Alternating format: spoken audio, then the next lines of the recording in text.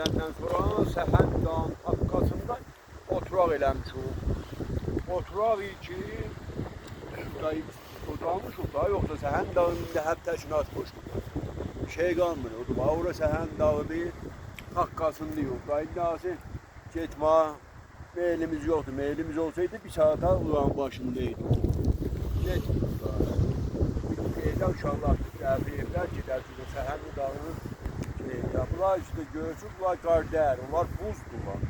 Oradan su gəlir filan eləyir, gecələr donur, olur buz, qar dəyər. Siz qar təlaş eləyin, mən eyni inşallah yağar. O da tam 1404'ü 8.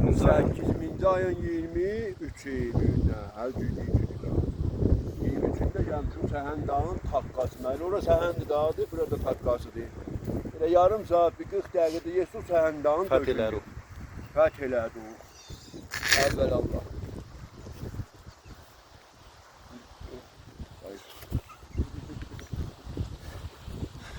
Bəs o daşlı yutma yönüdür, yerləri ki, çayın içində qalır.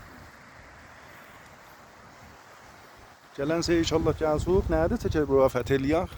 Gələn seye gəlsin inşallah.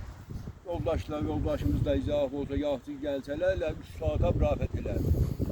3 saat yarım adam deyəmir ki, də bir adam bizənlə gedir. Sena da geçsin neynəsin, orada Simanla, Kəbicinlə oynansın. Sena da geçsin orada, xalqınla oynasın. Biz də burada dağlarda, təbiətdə, beytlərin təbiət, abi, hava geç.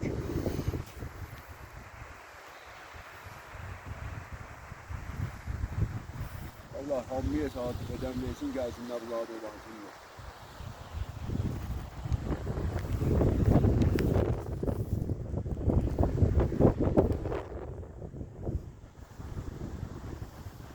Resulullah ustadımız böyümüz.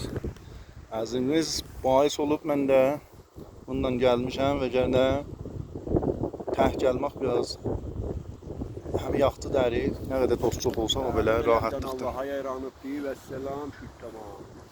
Sağlığına səlam etdin, be umid edirəm.